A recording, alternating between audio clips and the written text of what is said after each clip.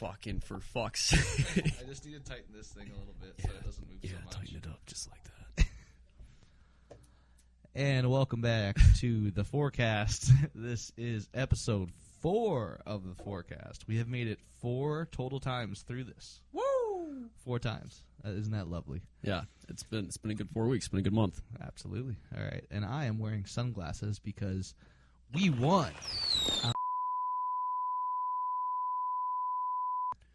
I wonder if that's enough to copyright strike us. Yeah, definitely. All right, start again. No, I don't think it is. I don't think you're going to get copyright because it was so bad. Yeah, no, But it was not good. but anywho, let's go ahead and get into it. Thursday is Education Day against Peoria. That was a fun game. Rocking atmosphere there. Yeah. The kids were just deafening. Oh, yeah. Deafening. Yeah, Like, they were loud. So loud. We were up against the glass, and we had a whole school behind us. Same. And that shit was loud. Oh, my Lord. Yeah, no, it was good. It was a good environment. So But it was made for a fun game. And yeah, I mean, it was a hot start, too. Van Uden opened up the scoring. He had a great weekend.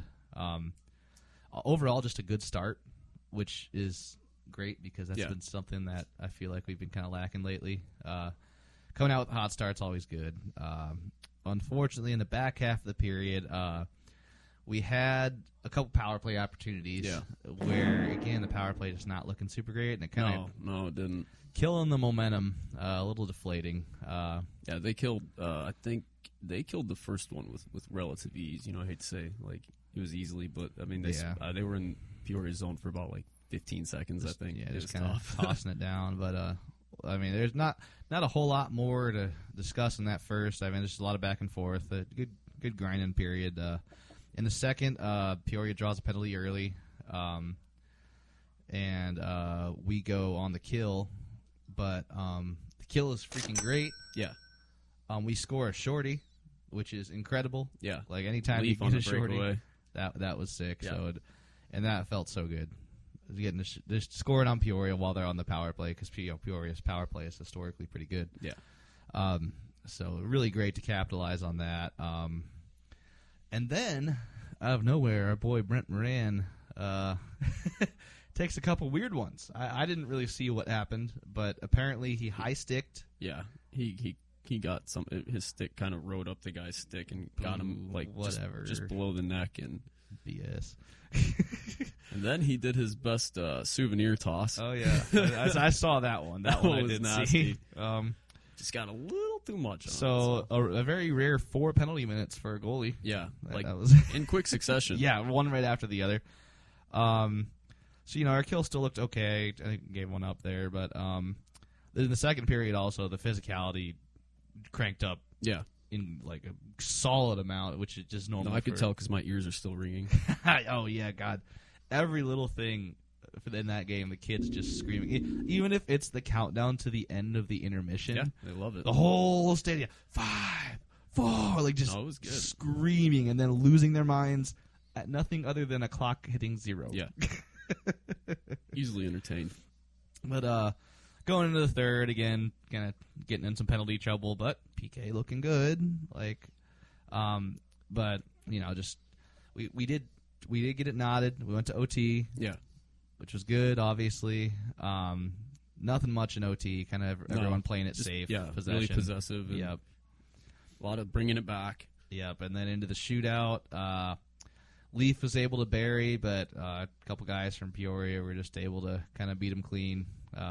Which is, that's rare to beat Brent clean, but It's a 1-on-0. So yeah, I mean, a tough one, but you come away taking a point from Peoria. When you're first place team. Yeah, you'll Very take good. that. You'll take that. Steal a point away from them. I knew they'd look good. Like, just you're getting up early, you're playing early. When your body's most ready. Yeah, and I mean. It also, very unique problem with the Education Day game is all the schools had to leave early. Yeah, that sucks. So by the time the third rolls around, you have about 10 people in the stands. I took a quick look at it. It was probably about 150. Yeah, it was weird looking at it. It's just dead silence. You could hear everything. You could hear the skates, the sticks, all of it. What was up with... Oh, wait, no, that was the Friday night game. That was the closing the hand on the puck call. That was. Oh yeah, that was Friday. Yeah, we'll get into that. But I just all of a sudden they just started making a bunch of calls in overtime. Like, that was ridiculous. And I've never seen an overtime with that many penalties. Well, yeah, and especially after you hadn't done much calls. Yeah, just put the whistle away, dude. Like that was unreal. That one had me on the edge of my seat.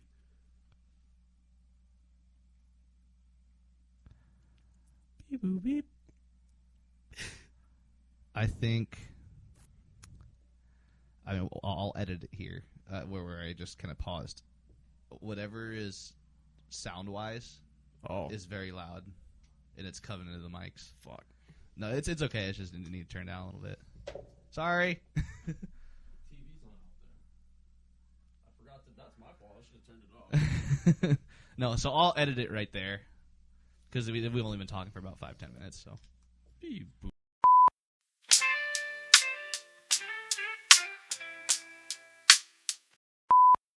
We'll go ahead and carry that over into Friday against Birmingham. What an electric game! Oh, coming into that one hot too, with Van Nuden scoring pretty much right off the bat, not off an incredible shot or anything, just off. Put it on the net. Yeah, throwing it to the net. It doinks off Birmingham's D-man. Yeah, a beautiful snipe. He brought the momentum back to it. Beautiful snipe chipped right up and over their goalie's shoulder. No, I was sitting right on it. Oh, what a shot by that D-man. I'll have to look up his name and give him a congrats graphic up here. But wow. Snipe of the play of the week. Play of the week. The snipe by the other team. Again, opening up with really good pressure. They were just all over them. Yeah, and I think we took a call right in the beginning there, but our PK was looking phenomenal.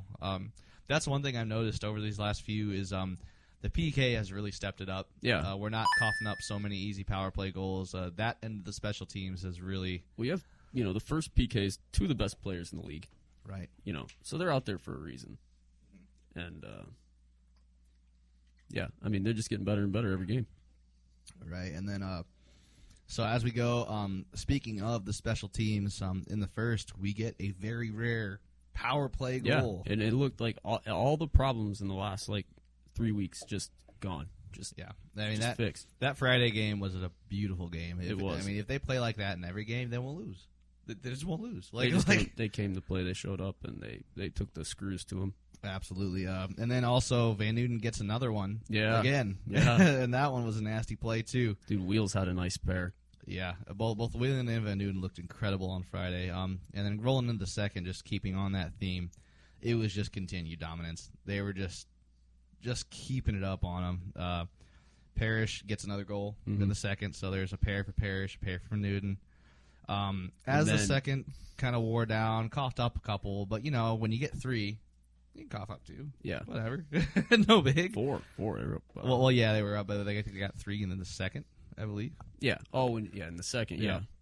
Yeah, because I really want to talk about who got that fifth goal. Oh yeah, yeah. Well, go ahead.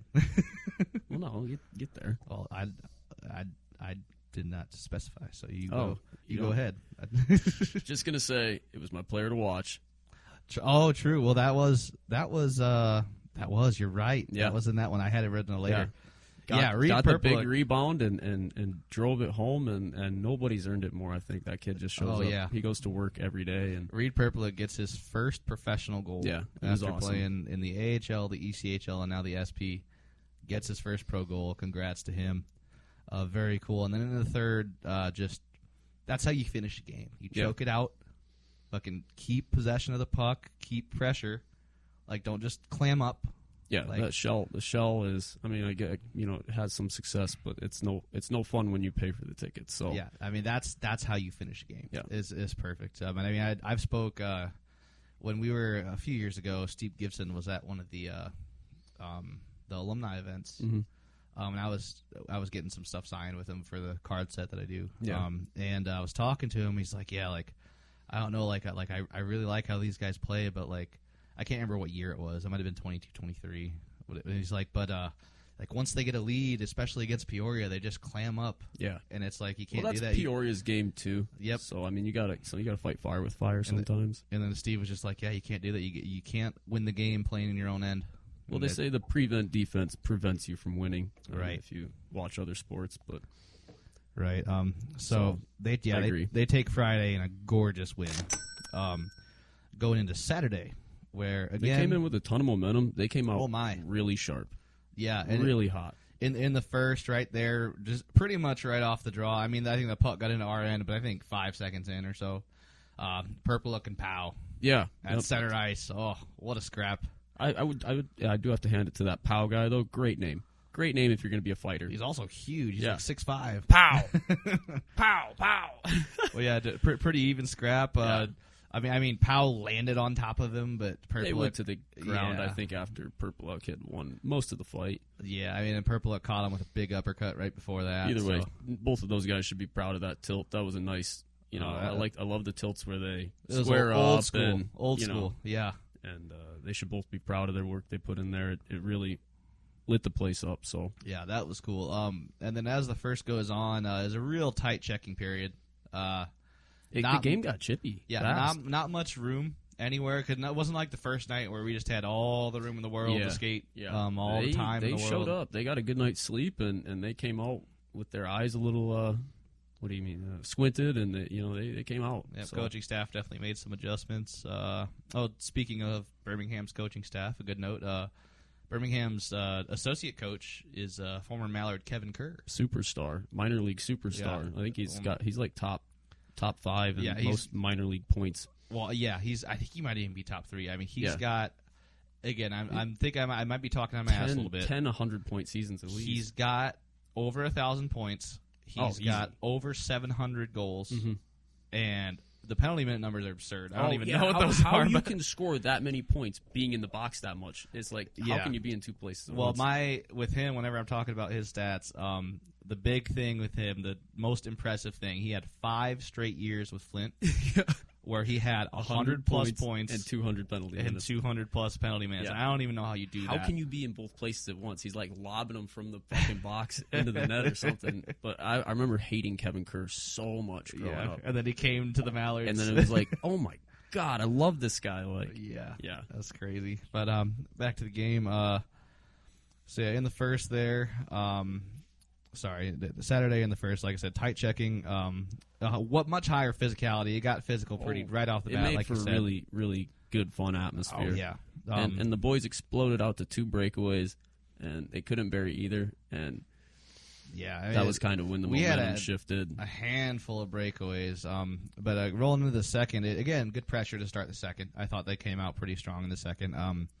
And then about halfway through or so, you have Tommy go into the net to make a defensive play.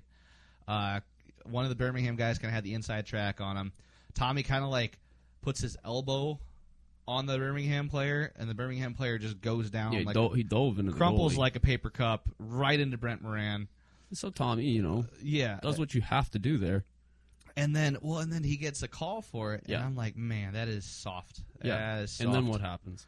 Yeah, God, yeah, and then we cough up the penalty kill. We're on the penalty kill. We cough up the goal, and that was an unacceptable call. And really, that whole game was. And look, you're not going to hear this out of my mouth much.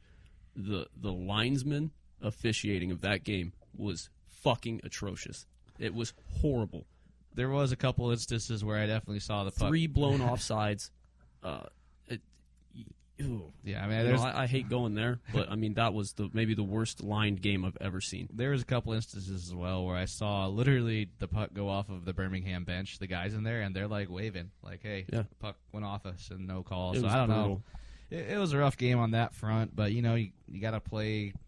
I guess you just. I mean, you can't. I'm not blaming on the officials, but I'm just saying, from a spectatorial viewpoint, it made it harder for sure.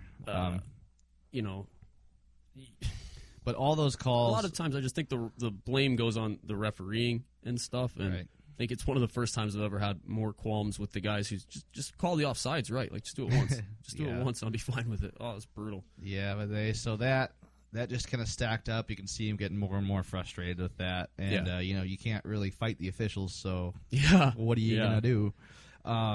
So, I mean, the game was chippy the whole way through, and then going into the third... Birmingham, gets the lead with the power play, and they just clam right up. And then we actually get a call going our way. Yeah. But, again, the power play can't. How many times did we get a power play and within a minute It's erased. 4-on-4? Yep. I mean, it's just the theme of the night. But again, I didn't have much issue with the officiating. It's just the line job is horrible. But yeah, we can't capitalize on the power play again in the third.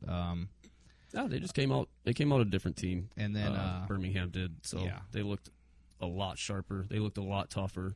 Right, and then Panucci comes out and scraps. That was pretty cool there at the end of the third. God, I love that guy. He's been a great addition. Yeah, man, he scrapped, and then I felt like the whole game just kind of plunged into chaos for the last bit there. After that scrap. Or, Huddy got jumped like 2 different times. And he got taken to the box. Penalty, yeah. He got taken to the box both times. It's like, what could he have done? That guy ripped his shoulder pads off. Yeah.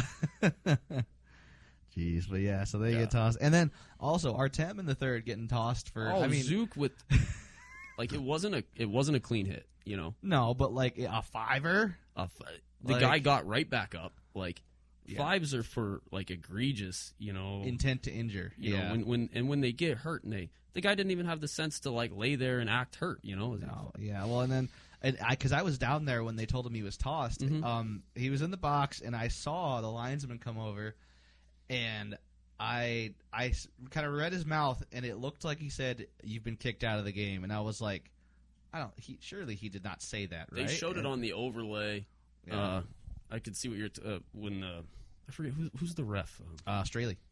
Straley's talking to I think it's Jeff Wyatt, who's in the officials box, and I could see him saying 5 in a game on the scoreboard, and I was up in arms, man. I was horrible. Yeah, because a two would have been good there. Yeah, a 2 for boarding. What they call it, checking from behind. That he hit him in the shoulder. Yeah, he spun because he hit him hard, and he wasn't expecting it. His head was down. Yeah. So a two is good there for a two for boarding. Yeah, that's a rough call to take, especially to go. They didn't do shit with it though. No, we killed it off. They killed off a 5-minute penalty. 2 shots, I think. Like overall, those whole 3 games, they sat behind their net for 45 seconds. Yeah, and I mean the penalty kill over all 3 games was incredible. Lights out. I thought. I mean, it's night and day, like the penalty kill now from the last couple weekends. Like they look great. I don't think that they have been below 5th this year in the penalty kill. Yeah. So they've actually been pretty strong all year. I would assume that's climbing. I haven't looked, but I would assume that's climbing. Right. Their PK's been well over 80%, right. 82. Yep. So it's a solid week of games there. Thursday, Saturday, Sunday. Taking out 3 points out of 6. Not bad. We'll take that. Still standing okay in the standings. Still in the playoff spot. So we'll take that. Yeah. I mean, it's a competitive weekend. Right. Playing the first place team and then a team you're clawing for a playoff spot, and I thought the boys played great. Yeah, absolutely. They treated us to 3 great home games, so I'm super happy with it. Right, so that'll bring us over to the player of the week, and that's tough with 3 games. Yeah, so for me, I had to think about this one a bit because we got a few honorable mentions. We got Perpeluk with the huge fight in the first pro and goal. his first goal. Yeah. Yep. We got Parrish, who had a pair of goals. Yeah, and we had. He just looked great. He's thorn in the side all weekend. Absolutely. God, those guys would remember 13, I tell you that. And then we had Panucci, who had a fight and had tight checking all weekend. I thought that was pretty sick. He had like 4 or 5 shots, too. He's taking a lot of shots. But for me, I went with Van Nuden. Yeah. Who had 3 goals, 7 shots, and he was a +3. And I don't know if you guys saw the clip on the stream, but Van Nuden, right after he scores one of them over the weekend, rolls right up to the camera and just mean mugs it, just stares it down. I think he let out a good yell or something before that because his face just spit all over his face, dripping down his face. He looked possessed, like a man on fire. Like, it was great. I love that energy. Like, ham it up, buddy, dude. You earned it. Absolutely. And then for you, player of the week? He's just all over the score sheet all weekend, and he was all just a thorn in the side of every Birmingham bull that crossed his path. I got to go with number 13, Whelan Parrish. Absolutely. Yeah, he had a great weekend, and he's been such a great addition since they brought him in last year, halfway through last year, right? Yep. Yeah. So, good on you, lad. So we'll move on down to the play of the week. For me, I mean, there was a lot of goals scored, a lot of good plays. One I specifically think of is the play from Henderson to Van Nuden on Friday, where it was just a white hot pass from Henderson down on the low left side, and Van Nuden's standing right in front. You could hear in the stadium how loud that puck went right off the stick and deflected in. Yeah, that was a beautiful play. But for me, the most fun I had was that fight, Purplick versus Powell, right there at center ice. Yeah. That was great. Right off the bat to start the game, got 5,300 people in the place that Fired night. up. Got the place rocking right off the bat. For me, that's the play. Yeah, I like that. That's a good play. Yep, and for you, the play of the week? I got a great video of it, so we can definitely put it up here. It's the shorthanded Leaf Matson breakaway. Oh, there you go. Yeah, breakaway goal. He just embarrassed them. Oh, geez, it was Peory's backup. So Jack Brastat or Brostet or something like that. Funny spelling, but yeah, just embarrassed him. Just absolutely embarrassed him. Then he got him in the shootout too. But that first one, I mean, with all the kids there screaming and roaring, that was it's probably. I know it was early on, but play of the week. Absolutely. All right, so we'll move on to the standings check-in. So we are in 8th place right now. We're 1 point ahead of Evansville, who we do play this Friday, but we'll get into that later. Evansville has got a game in hand on us, though, so they played one less game than us. So that's kind of debatable whether or not we're actually ahead, but yet to be seen. We are also 1 point behind Macon, who has played one more game than us, so they're right there with flying up the rankings right now. And we're 1 point behind Birmingham as well, who's played 2 less games than us. So we'll have to see where we land. It is tight right there. Yeah, right there, fighting for the last playoff spot. It's going to be a tough fight. Yeah, honestly, 7th and 8th is going to be. Yep. So that'll move us on to our roster check-in since the last time we had this fine podcast. Yeah, it's been kind of a bummer, honestly. There's a few changes. Well, there's some positive stuff. We got Michael Coxix is our... I liked his game. I hope I said his name right because I don't really know how to say it. I was assuming it was Coxis. Coxis. I mean, it looks like that would how it's said. But we signed him after... we'll get into it. We got Savioki back from Worcester. Woo! So that was cool. His game just shows up. And apologies to Sveri Savioki. We forgot to mention him on the last 2 roster check-ins. He was on call-up, and I just kind of forgot. So we're sorry. Sorry, it's good to have you back, man. Yep. And then BMO comes off IR. Big deal. Oh, my God. Big deal. Thank God. And then plays 3 straight games. That's like, you're like, all right. 179 minutes. Hope you're ready. Man, I almost kind of wonder if he would, just needed a breather. Yeah. I'm sure he didn't, but man, 3 straight anymore. You don't see that anymore. Right. Name another team in the league that's playing that way. Oh, I think Evansville is because they only have one guy too. CC. Yeah. But I mean, outside of that, look how much better Moran played than CC. Yeah. And CC only played in 2 games. Right. Coming in and backstopping 3 straight. That's unreal. So glad to have him back. And then waived since the last time we spoke, unfortunately, Jake Maynard. I like him. Yeah, I love Maynard's game. We just have an abundance of offensively talented defensemen. So it's just, it's a numbers game at that point. So he was waived, and Macon claimed him, which is no surprise because Chesney was the one who signed him here originally. Oh, yeah, that makes sense. So not surprised there. He's just down Oh, there. yeah, he's waiting. He's like, I know all these guys. I'm going to pick them up. He's only got one roster sheet on his computer. And then also waived, and I know we mentioned it in the last video because he got waived like less than an hour after we finished recording. Reed Cooper.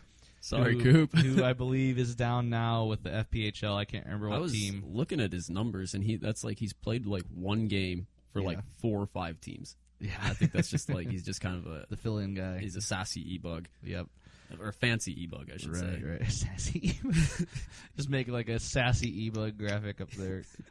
Oh my lord! But yeah, so now he's in the Fed someplace. I can't remember exactly what team. That seems to be about the level that he should be at. He seemed good though. Just bad look. So. And then notably, also I have down on here notable scratch for Friday and Saturday. No Cole Crowder, which is he did play on Thursday. He played Thursday. But no Cole Crowder Friday or Saturday, and in a 3-game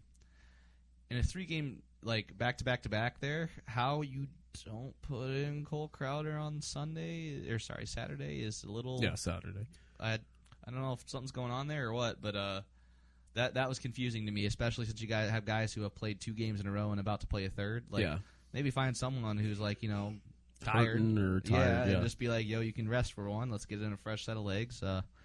Yeah, interesting choices. Wouldn't care to speculate on that, but yeah. I'm sure it was for good reason. So, and then on IR still we have Dom Dumas. I miss his game. Yep. Cole Golka, obviously a big. Yeah. We're still waiting on him, and Nick Levesque, who again still waiting on him to come back. Following that up with the call-ups. Right now we have our boy Slim. Who actually, congrats to him, scored his first ECHL goal the other day. Not surprised to hear that. Slim's played 13 games for Adirondack now. He's got a goal and 3 assists. Yeah, I mean, those are good numbers. Yeah, I mean, he's up there. And then we also just recently called up, and why we signed Coxis, we have Handy, who took the call up to Tahoe Night Monsters. That sweet name. Yeah, have you seen the jerseys? The jerseys are sick, too. Yeah. Sweet name, sweet logo.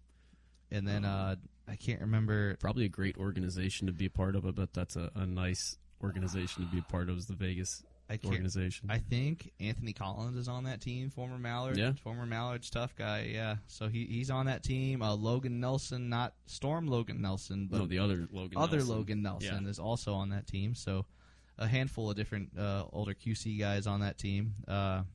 And then, as always, we have to mention on team suspension, we have Salak, who is on suspended always. He didn't want to play here. That's the roster check-in. We got a lot of changes coming through, so always good to kind of keep up on that, because I know that's a top question that we get asked sometimes, or that I know a lot of people talk about is oh, where did blank go? Where did blank go? So that's why we do the roster check-in, is to keep everyone updated on what's going on. Because the SPHL website is, unless you're trying to dig for it, I mean, you can try and figure out who's where, but it's not like they're going to post an IR list or on suspension list or anything like that. But that'll roll us into this upcoming week. We only play one game. Yeah, it's you get the 3-game weekend, and yep. The 1-game weekend is pretty rare. Yeah, well, and then... So I'm sure the boys will be looking forward to... It's a Friday night game, yeah, correct? Friday night. It's Valentine's Day, actually. Oh. Yeah.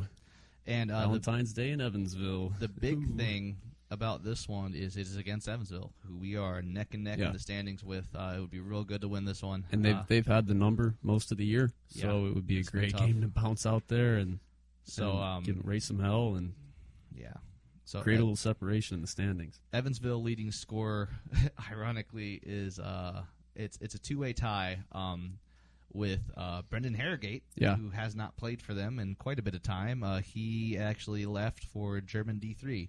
Harrogate? Harrogate left for German D3. He's gone from the SP. Yeah, he's with German D3 with Herner EV, whoever that is. I didn't know that. He just set their all-time franchise points record. Yep, and he's like, peace. He's like, I just come here to set records. I'm going to Germany's my next stop. Got the record, I'm out.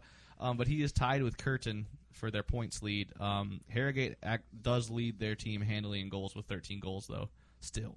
Curtin has 8 goals, 17 assists for 25 points. They do it by committee. Yeah, definitely. And they have a lot of roster turnover. Yeah, that's true. And then they also have Hobbs, who's their captain, who's third in the league in penalty minutes with 104. And I mean, they're a tough, tight checking team. They've had the Storm's number kind of all year. Yeah. And it seems like it's 4-1. Yeah, because their record doesn't reflect it, but any time they play the Storm, it's just been a struggle. They are just a tight checking team. And you'd say maybe it's just the away games, but the home games haven't really been all that competitive either. Honestly, and I mean, the Storm They don't have Zach Taylor, who has been the. Is that their goalie? Zach Taylor? Not sure. I forgot to write down the goalies, quite honestly. Yeah. So he's gone, and so they're playing CC, and CC is good, but it's been Taylor for the most part when they've played him, and he's top 5 in every statistical category except for maybe wins. So. Right, yeah, so... it's a good opportunity, that's for sure. Hopefully we can improve the away record there. We don't have the hottest away record, so maybe we can step that up on that Friday. That'll bring us over to the Nostradamus numbers. Hey. Which, congratulations to Ronald here. He has taken his first points in the Nostradamus numbers. I like it. Congratulations. I like it. I, unfortunately for him, collected 2 more points in the Nostradamus numbers over the weekend, so... I currently have the lead 4-1, but he's hot on my tail with 1 now. So predictions for Friday's game. Friday's game. What do you say? You can break their hearts. Yeah. You can break their hearts 4-1. For once, I'm going to agree with you. I think we take an away game. Break their hearts on Valentine's Day. Yep, I think we take an away game here. I think the boys come to play. We get all lines rolling. Parrish and Matson get their magic going. Oh, yeah. Purple, if his former team loses his mind and does something insane. Yeah, maybe there was some animosity when he left, I don't know, but I know we're going to get something entertaining. I don't know the guy, but I just know that like any team that lets me go, that would chap my ass. So. Yep. So hopefully we both get a point this weekend. Yeah, I'd like that. Keys to the game for this weekend. For me, it's going to be number one. Let's keep on the positive track. Yeah. Keep improving. Keep doing everything better like they did over this last weekend. Keep on that same track. Number two, I do think the power play still needs work, and it's a big concern. So get the power play rolling. Or just don't draw any penalties. True, yeah, I guess. But just capitalize when you get the chance is number two. And for number three, find those line combinations that get the magic going, and find those people that are spark plugs and get it going and stick with it. Because I think that was something that really benefited us on Friday, is finding the right combination of guys. Yeah. And Van Newton on the first line, that is just a ton of talent. So absolutely. And then the keys for you? They play four lines, so we have to match them with four lines. Like we can't get top heavy. We can't like roll the first line for 30 minutes, and let them get shut down. The second key is control Hobbs. Don't let him set the tone. It's his hometown. He's the captain. He likes to. I don't know if showboat's the right word, but he likes to get it going, get a little carried away. Control Hobbs. Maybe put like a purple luck on Hobbs, and the.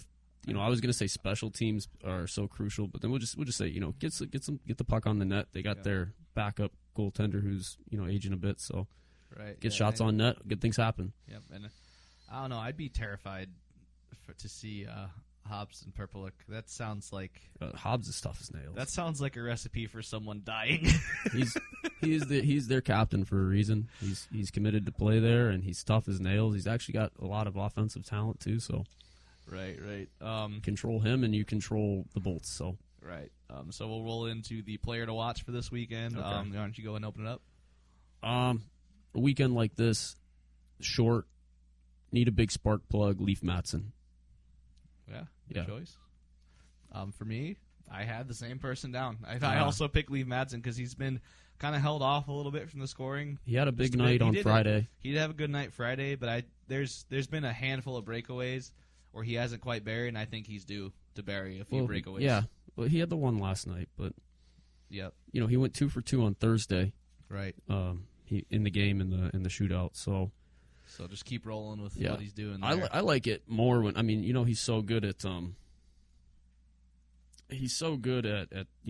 cherry picking and getting the breakaway. But I like his game a lot more when he's setting it up in the offensive zone because he can pull two guys toward him, which is going to leave somebody out there and. They've kind of gotten away from that, if you ask me a bit. Well, and something a lot of people don't, I guess, remember. But on occasion, Leaf can throw a big hit. Oh yeah, when he gets like pissed. I mean, his rookie year when he came here, the dude was like. I mean, one of the first things I initially noticed about him when he got here, his rookie year, thick is his just like shoulders. Yeah, like just, and like he would roll around and just. Mash dudes. Yeah, he's thick. Like he's got like a huge core, and if he wants to throw it out, he can. Right. So we'll follow it up with our social media questions. Looks like we have 4 of them this time around, all from Facebook. The first one, which was actually asked right before we recorded the last episode, but since I did not post it in time, we didn't get it in. It's from Ariana Roberts on Facebook. Should Coach bring back Kevin? So let me put this in context. This was back when Reed Cooper got waived and we didn't have a goaltender. We didn't know BMO was coming off IR. So it's should Coach bring back Kevin Reesop without looking at the stats from Pensacola based off his stats here at home? So for me, I actually, if we go down a goalie for an extended period of time, I don't have much of a problem with that. I think Reesop's a good goalie. But I'm not 100% sure that he would take coming back? I mean, because the big he wants thing, to start. That was the big thing when he left. From what I understand, is he wanted to start. He's a good enough goalie to start, and he wants to start. He got a great situation in Pensacola. Mm-hmm. I mean, and that being said, though, if for whatever reason we could get him back, if we go down a guy, I'd love that. I'd love that. I'd rather not. I'd rather not open up that can of worms. Yeah, all right. Especially, a guy like Kevin can come back and go 2-0 in a weekend, and controversy, locker room shit. Just no, right? No, thank you. I pass on that. But it's a good question. Yeah. Then we got Lori Sinatra Lyon on Facebook. How is it determined who to trade or who to place on waivers? Are there certain players who can't get traded, like the local guys? Someone's got to get let go, and the injured players come back. Thanks, guys. So from what I understand, I mean, we do have a couple like local guys that, they can get waived. They won't get traded because they know that if they are waived or for whatever reason they're leaving the team, a team wouldn't waste the assets on trying to acquire that player, and the league would most likely step in and, because and they shut know it down. The teams and the ownership and the coaches, they know who is local and is like not going to leave. Yeah, like for instance, on our team we got Huddy. We got Nick. Both of those guys are from here. They live here. They're not trying to. Remember when else. Peoria claimed Mason Kruger? Yeah, Mason Kruger, who again is from here, and that's kind of one of those unwritten rules things that you shouldn't do that. But in hindsight, I don't know if they've maybe changed how the roster rules work. But in hindsight, the fact that we waived him and didn't put him on team suspension, or on extended IR, something like that. I don't have the exact memory saved, but I'm pretty sure that the team suspension was full at that time. I think you can only have 2 guys on it. Yeah, but then as far as the trades and stuff go, sometimes guys will ask to be traded for one reason or another, whether it be they want to get closer to home, or they just don't feel like it's working out. Happy with the current situation. Yep. They can ask to be traded, or you can. The coach, obviously, the normal way, the coach can look at the team and see that they need something and they have a surplus of something else, and they'll go out and shop them around. Same with waivers. If you got guys coming off the IR, if you got an opportunity to sign a ringer and you got a surplus of guys in a certain position, just look at Jake Maynard. The fact that we waived Jake Maynard, it's not because that he wasn't good, because he was good, but we have... Or that we didn't want him. Yep, it's but just... We brought in... we brought in Perpeluk, I think, right? Yeah. So, we brought in Perpeluk, and then who came off IR? Someone came off IR, and Brent came off IR. I think Savioki came back. That was the big one. That's I believe who they moved Maynard for. Savioki came back from Worcester, and so we had a surplus. And Savioki is a defensive defenseman. The guy is locked down. You rarely ever see yourself thinking, a good two-way. He moves the puck very well, and you rarely ever see yourself thinking, "Oh, Savioki got caught pinching," or "Oh, no, Savioki, oh my God." Honestly, and I was trying to explain this to somebody else. Guys like that, you can tell they're good because you don't ever talk about them. Yep. I've had that discussion with a couple people about Savioki in particular. You just he. It's not that he's invisible. It's just that he does everything right. Which is good. That doesn't show up on the score sheet. You don't see him getting beat for breakaways. You don't see him getting walked. So you don't give up. Unless you talk about a guy like that, the better he is. You shut down the pass. You close off the guys up high. It's not sexy, but it's absolutely it's has what results. You need. But so that's why that happens, and that's why Maynard gets waived, is because we have a lot of offensive defensemen. Maynard was a little more flashy. He had a lot of flash to his game. He had a big shot. Oh, he's lightning fast. Yeah, I missed the Maynard. He was the Peoria killer. I think his first 2 goals were both game winners against Peoria. Yep. So miss him. So we also have here Michael Peets on Facebook. What brand or promotion would you like to see the Storm partner with in the future? Ooh. Yep, what brand or promotion? That's a tough one. Well, it's great that so many companies come out and sponsor the Storm. It's good for the team. It's good for the organization. So we appreciate that. That's something I've never really put any thought into. That's interesting. I would almost say it would be cool to have ECHL affiliates officially, but at the same time, I don't want the team's people being poached by the ECHL. That's so what would it's happen. So it's it would be cool to be oh, we're the affiliates of the blank, but at the same time, it's that's okay. We'll keep those guys. I love the Mallard. I love the Coast Mallards when they were in the Vegas affiliation and the Wilds too. Yeah, I forget about that. That was great. I'm a big Wild fan, so that was cool for me. But brand new promotion. I do know as far as like promotions go. That game on Friday, they had the Superstars. That was sweet.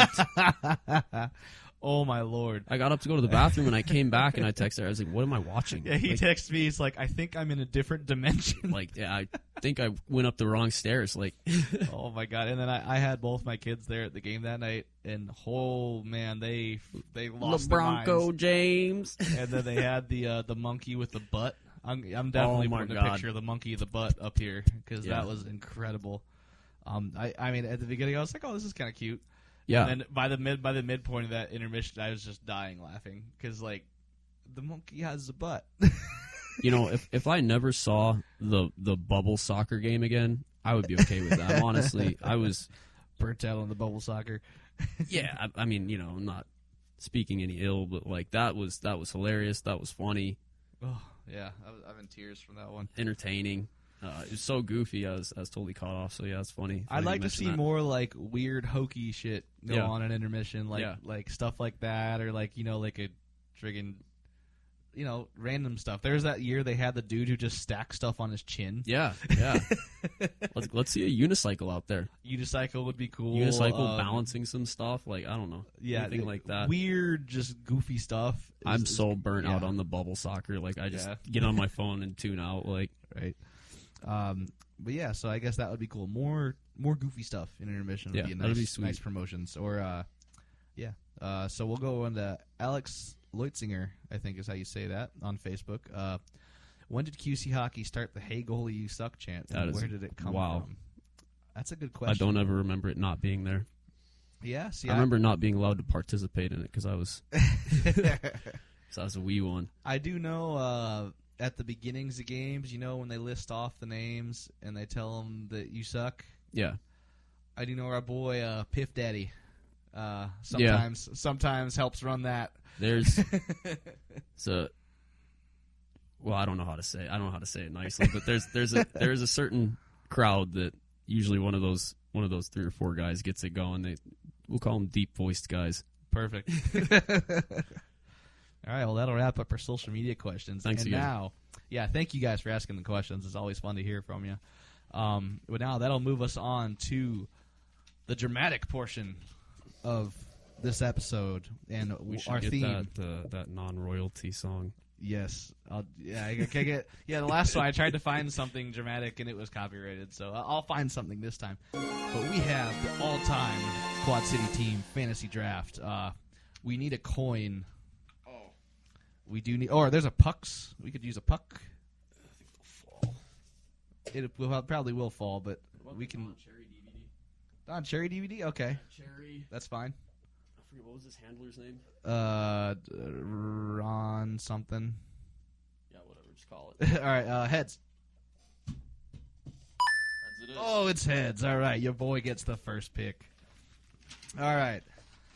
With the first pick in the all-time Quad City Draft, I'm going to go ahead and select number 18 on the left wing, Glenn Stewart. I'm actually going to start by naming a coach, and I'm going with Coach Paul McLean. There you go. I mean, that's a good one. I'm going to have to pencil in a coach now. Hall of Fame hockey. Who did you take? I took Glenn Stewart in the first round here. So first round picks, Glenn Stewart and Paul McLean. For me, in the second round... No, I got Paul McLean. Yeah, well, that can't be my... Yeah, that's my coach. Well, it's the first round. Okay, whatever. That's how drafts work. You don't take your backup goalie in the first round. Like, I don't know. Didn't know my coach was a pick, though. That's fucking brutal. Wah, wah, wah. All right, second round. I'm cracking up. Second round for me. I'm going to take center number 55/21, Steve Gibson.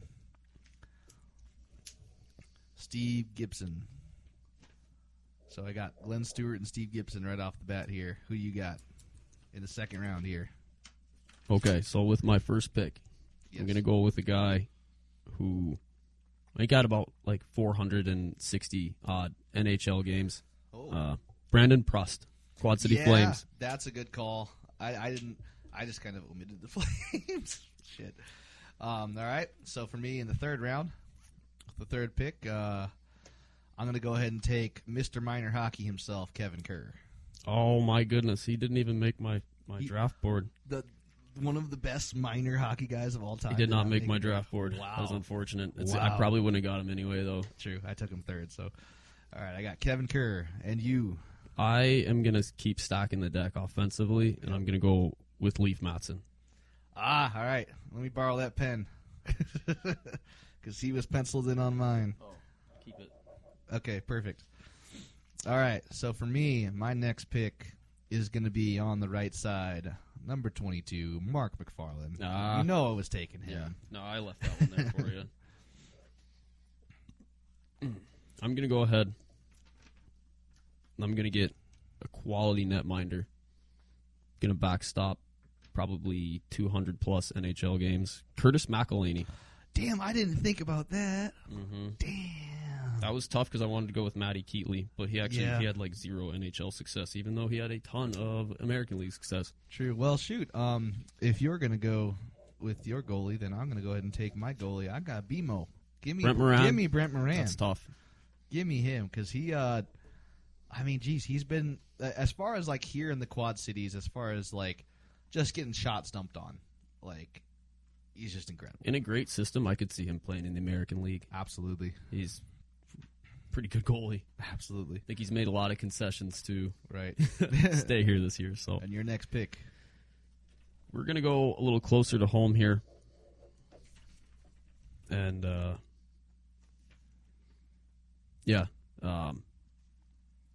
big time, huge fan favorite, big person in the community, Pat Levesque. Oh, that's a good choice. Pat Levesque. So more offense, but he's scrappy too. Oh, Pat's scrappy. He was tough. He could score. Yeah, he's a great guy to have on the team. All right, so I'm going to take some toughness here too, but with some back end support. I'm going to take number 4, Gary Goulash. For my right side. He didn't make my board, but really interesting. I'm just going to go right back on that and get Kerry Toporowski. Oh, there goes. I had him on my third pairing. They got a little bit of toughness there. Yeah. All right, then for me, I'm going to take my other defenseman. This is, from what I understand, this may be the best defensive pairing Quad City ever had. I'm going to take Brian LaFleur on the left side. Okay. Yeah, he didn't make my board either. Yeah. That was a close one. We're going to jump back to, again, NHL guys. Yep. We go Chris Kolonos. Oh, yep, I remember him. More Flames. Early first-round pick. A couple of NHL seasons under his belt. Big-time sniper. Huge frame. Right. Okay, then I'm going to follow that up on mine with the person who is the leading Quad City scorer of all time. And a shock that his number is not retired. Number 16, Hugo Prue. There's some drama there, so. I don't know, man. At that point, at what point is it just like, it's a billion years ago, the dude played more games and had more points than anyone in I Quad always City really liked Hugo Prue, too. Yeah. He's a nice guy. But go ahead, following it up here. Well, we're gonna collect some more defense here, and I'm gonna go with Darren McMillan. That's a good choice. Captain, one of my favorite captains. All right, I'll follow up Hugo here and make the French connection. Pick up my boy Pat Nadeau. Oh, yeah, that's a good one. Yep, Jenna will like that pick. Big 12. And you here? We're gonna go down that captain road again. We're gonna do Taylor Price. I had him down on my secondaries here. All right, then on the left side, I'm going to go ahead and take one of the best names in Quad City history, Stas Tkach. No way. I thought I might have more time to get there. I don't have a ton of defense, so we're going to go with Rick Emmett just to try and round this out. You're taking my right side, all my right-handed guys. All right, and then I say that, and I'm going to pick another left side defenseman here. I'm going to go ahead and take Joe Sova on the left side. Bitch. Well, we're going to go left side defenseman, too, and we're going to go Dylan Fournier. Oh, you fuckers. That was my last left side there. I haven't really been paying attention to who's who. All right, then on my right side here, I'm going to go ahead and take one of the Twin Towers, that's what I used to call him, Travis Tucker. Oh, I haven't heard that name in a while. Yep. So go right ahead. You keep the ball rolling on offense. Shane Bennett. See, I had him on my fourth line here. All right, so in that case, I'm going to follow it up and get former Rookie of the Year and one of my personal favorite old Mallards, Mike Mellis at center. Mike Mellis, yeah. I didn't quite make the board, but that's a good one. All you. We're going to get a little more defense going, and we're going to take Carl LeBlanc. Oh, LB, I had him on mine. Still I'm on a ice team. With Oh, him. yeah. He still got it, man. Way cool. All right. For me, on the left side, I'm going to go ahead and take Freddie Jobin as my third pairing D-man here. I'm going to absolutely mess you up with this one. No. I'm gonna go with my No, you're going to like it. Okay. Backup goalie. Mm-hmm. Ivan Kublikov. Kublikov, the stick Minor master. league record, 63 saves in a game, and you and I were there. Yeah, that was sick. And every single one of them was a stick save. Like, there wasn't all that many people there, so you could just hear just cock, every time. Swearing in Belarusian underneath his breath. All right. I'm going to go ahead and take the only other right-handed D-man I have on here for my right side D and go John Batten. Yeah. As my third pairing. I left him off. D. I knew I wasn't going to get to him. Yeah. John Batten. I'm going to go Brandon Marino. You know, that's a good choice. He was had quite 91 points in his second full year. I remember him. He was pretty good. He came and helped out with my high school team, too, way back in the day. Yeah, you told me. And you told me about it, and none of you listened. We were such little shits. He was so pissed, and because I don't, that was kind of the time in the Mallards when nobody really cared anymore. Yeah, and I think he expected like this respect, and we were all just like farting around, fucking making fun. He was like maybe like 5'7". Oh, he's a small dude. Yeah, and I regret that terribly. I was acting like a little shithead. And he was incredibly talented and wasted a perfectly good opportunity to learn from one of the best. So. All right, I'll go ahead and take my backup goalie now. Your mom's baby, Martin Villeneuve. I have him right here, Villeneuve. You're my mom's baby. To put in context, you should tell the tale because you know it better than I do. Obviously. Like my mom, she loved going to the games, and she loved, the more handsome guys, and she liked to, every year she'd pick a new guy to be her baby, and so the French boys. We're out at a skate with the players afterwards, and Martin Villeneuve kind of like picks me up and skates around with me a bit, and I go, you're my mom's baby, and she turns as red as a cherry tomato. It was hilarious. Oh my god, poor woman. All right, all your choice here. Is it? No, it should be yours. Is it? Who'd you pick after I picked Villeneuve? Oh, no, I just crossed it out. I'm gonna go with one of the most decorated minor league hockey players of all time, and Brett Sutter. Yep, that's a good choice. I forget that he was on the Flames, wasn't he? Yeah, he played 150 games here, I think. Wow.